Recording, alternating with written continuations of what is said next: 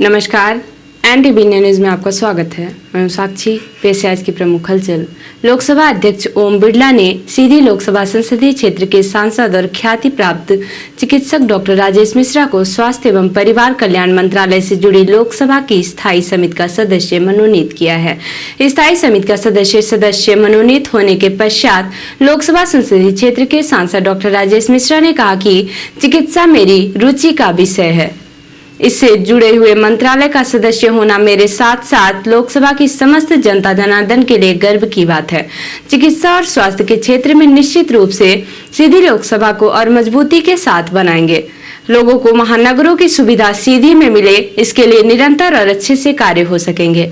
सांसद डॉक्टर राजेश मिश्रा को स्वास्थ्य एवं परिवार कल्याण मंत्रालय की लोकसभा की स्थायी समिति का सदस्य मनोनीत किए जाने पर समूचे लोकसभा संसदीय क्षेत्र में हर्ष व्याप्त है और सभी शुभचिंतकों एवं पार्टी पदाधिकारियों एवं कार्यकर्ताओं ने बधाई और शुभकामनाएं प्रेषित की हैं। जिले में प्रभारी मंत्री के प्रस्तावित कार्यक्रम के दृष्टिगत मुख्य कार्यपालन अधिकारी जिला पंचायत अंशुमान राज द्वारा विभागीय योजनाओं की समीक्षा की गई। उन्होंने समस्त विभाग प्रमुखों को निर्देशित किया है कि अपने विभाग से संबंधित केंद्र एवं राज्य सरकार की प्रमुख योजनाओं के लक्ष्यों तथा उपलब्धियों के संबंध में जानकारी शनिवार को प्रस्तुत करना सुनिश्चित करें। जिले में अधोसंरचना के विकास के प्रगतिरत कार्यों तथा भौतिक प्रगति की अद्यतन जानकारी प्रस्तुत करने के निर्देश दिए हैं। सीईओ जिला पंचायत ने जिले में किए जा रहे नवाचारों की जानकारी प्रस्तुत करने के निर्देश दिए हैं। साथ ही योजनाओं के क्रियान्वयन में आ रही कठिनाइयों के संबंध में जानकारी प्रस्तुत करने के निर्देश दिए हैं। बैठक में सभी विभागों के जिला स्तरीय अधिकारी उपस्थित रहे। मध्य प्रदेश के 10 जिलों के अस्पतालों को प्राइवेट हाथों में सौंपने का मुद्दा धीरे धीरे जोर पकड़ने लगा है और विरोध के स्वर तेज होने लगे हैं। मध्य प्रदेश के प्राइवेट हाथों में सौंपे जा रहे 10 अस्पतालों में सीधी जिला अस्पताल का नाम भी शामिल है, जिसको लेकर सीधी जिले में भी विरोध के स्वर तेज हो गए हैं। 27 सितंबर को शिवसेना पार्टी ने सीधी जिला अस्पताल को निजी हाथों में सौंपे जाने का विरोध करते हुए मुख्य चिकित्सा स्वास्थ्य अधिकारी के कार्यालय का घेराव कर दिया। दोपहर बाद शिवसेना पार्टी के आधा सैकड़ा महिलाएं और पुरुष सीएमएचओ कार्यालय के अंदर घुस गए और उन्होंने सीधी जिला अस्पताल को निजी हाथों में देने का विरोध शुरू कर दिया। मुख्य चिकित्सा एवं स्वास्थ्य अधिकारी के जिले में मौजूद न होने की वजह से मौके पर कार्यालय में धरना प्रदर्शन करने अंदर आ गए। प्रदर्शनकारियों से मिलने सिविल सर्जन दीपा रानी ईसरानी को आना पड़ा। इसके बाद प्रदर्शनकारियों ने दीपा रानी ईसरानी को अपनी मांगों का ज्ञापन पढ़कर सुनाया। ज्ञापन में इस बात का जिक्र था कि सीधी जिला अस्पताल को प्राइवेट हाथों में देने से इससे गरीब जनता पर क्या असर पड़ेगा, जनता को क्या लाभ होगा और क्या हानि होगी, यह बात मध्य प्रदेश के मुख्यमंत्री को स्पष्ट करनी चाहिए। उसके बाद ही सीधी जिले का अस्पताल निजी हाथों में सौंपा जाना चाहिए। अपनी मांगों का ज्ञापन सौंपने के बाद शिवसेना के प्रदेश उपाध्यक्ष विवेक पांडे ने मीडिया को अपने विरोध प्रदर्शन की जानकारी दी और कहा कि जनता का लाभ हानि जाने बिना इस तरह के कदम नहीं उठाने चाहिए। हम इसका विरोध करेंगे। अगर गरीब जनता का पैसा लगता है, कल तक हम 10 रुपए पर्ची 5 रुपए जो जिला हॉस्पिटल में दिया करते थे, अगर 10 रुपए या 5 रुपए से 50 रुपए कर रहे हैं तो गरीब जनता तो बर्बाद हो जाएगी। अगर दवाई का पैसा देंगे तो बर्बाद हो जाएंगे, इन्हें बेड का पैसा लगेगा तो बर्बाद होंगे। इनके पास इतने हैं नहीं कि अपने लोगों को सुविधाएं दे पाए। साथ में बहुत सारी ऐसी पॉलिसियां हैं जो गवर्नमेंट की निःशुल्क लिया करते थे। अगर ये प्राइवेट ठेकेदार हो जाएंगे, ये ठेकेदार व्यापार बन जाएगा तो जिले की जनता तो मर जाएगी। ऐसे ही वैसे भी बेचारे ट्रीटमेंट के अभाव की वजह से मर रहे थे, लेकिन ऐसी स्थिति में वो कर क्या पाएंगे। तो ऐसी स्थिति मैं विरोध करता हूं। पीआईयू का अगर ये सिस्टम है तो मैं विरोध करूंगा, लगातार सीएमएचओ ऑफिस में ताला मारूंगा। मैं आपातकालीन स्थान में नहीं प्रॉब्लम रिएक्ट करूंगा चूंकि वो आपातकालीन स्थान है, लेकिन मैं सीएमएचओ महोदय, माननीय डीएम साहब, ये ध्यान दे कि हम सीधी जिले की जनता के साथ ऐसा नहीं होने दें, क्योंकि सीधी जिले की जनता वैसे भी गरीबी भुखमरी में मर रही, वैसे भी सीधी को गोद लेके आप लोगों ने बर्बाद करते। लेकिन प्रदेश के माननीय मुख्यमंत्री जी से निवेदन करूंगा कि मध्य प्रदेश के सीधी जिले के साथ रहमी बरते और सीधी जिले के जनता के साथ नाइंसाफी ना करें।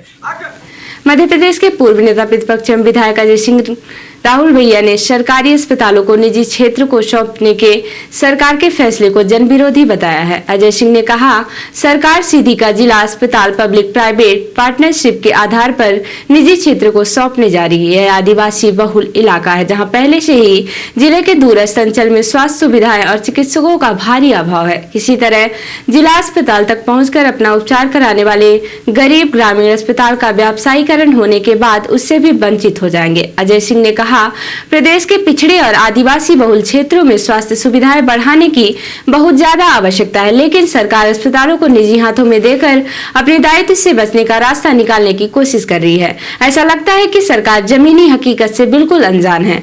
अजय सिंह ने कहा कि सरकार पिछड़े और आदिवासी जिलों के सरकारी अस्पतालों को निजी हाथों में देने के फैसले को तत्काल निरस्त करे और इन क्षेत्रों में स्वास्थ्य सुविधाओं को विस्तार के लिए अलग से कार्य योजना बनाए। उन्होंने कहा कि यदि पिछड़े और आदिवासी जिलों के सरकारी अस्पतालों को निजी हाथों में देने के जनविरोधी फैसले को वापस नहीं लिया गया तो इसका हर स्तर पर विरोध किया जाएगा।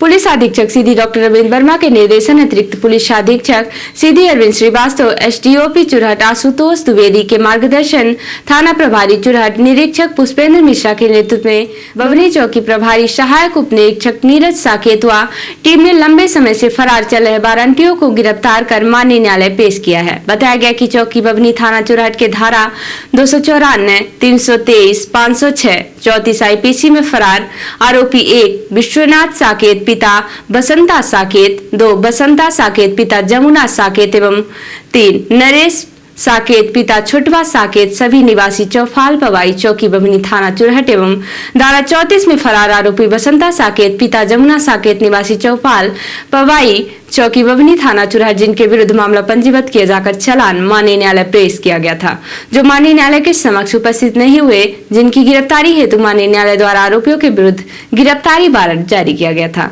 चौकी प्रभारी बभनी द्वारा टीम गठित कर लंबे समय से फरार उक्त आरोपियों को मुखबिर सूचना के आधार पर दिनांक 27/9/2024 को ग्राम चौफाल पवाई से गिरफ्तार कर माननीय न्यायालय पेश किया गया।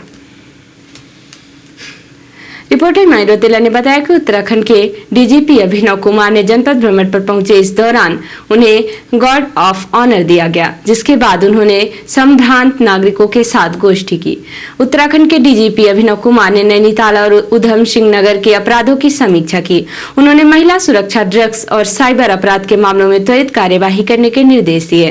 डीजीपी ने कहा कि नागरिकों की सुरक्षा सर्वोपरि है और पुलिस विभाग हर संभव प्रयास करेगा ताकि समाज में शांति और सुरक्षा बनी रहे। जनसंवाद कार्यक्रम में नागरिकों ने यातायात व्यवस्था, युवाओं में बढ़ते नशे और महिला संबंधित अपराधों की समस्याओं के बारे में चर्चा की। डीजीपी ने नशा उन्मूलन हेतु प्रभावी कार्यवाही और नशे में लिप्त बच्चों की काउंसलिंग कराने का आश्वासन दिया। और अब पेश है प्रादेशिक हलचल। वन विभाग में 38 आईएफएस अफसरों के ट्रांसफर। भोपाल समेत 16 जिलों के डीएफओ इधर से उधर। उज्जैन में 2 दिन से लापता भारतीय जनता युवा मोर्चा के नेता का शव सिप्रा नदी में मिला, पुलिस जांच में जुटी। रीजनल इंडस्ट्री कॉन्क्लेव में मिले 23,000 करोड़ के प्रस्ताव। सीएम बोले 28,000 लोगों को मिलेगा रोजगार और 10,000 की रिश्वत लेते पकड़ाया ट्राइबल विभाग का बाबू। छिंदवाड़ा में लोकायुक्त की कार्यवाही। और अब से राष्ट्रीय हलचल। महाराष्ट्र इलेक्शन चुनाव आयोग ने चीफ सेक्रेटरी डीजीपी से जवाब मांगा। 100 अधिकारियों का ट्रांसफर नहीं, ईसी बोला चुनाव प्रभावित होगा। तिरुपति लड्डू विवाद, जगन को मंदिर जाने की इजाजत नहीं। पूर्व सीएम बोले राज्य में राक्षसों की सरकार।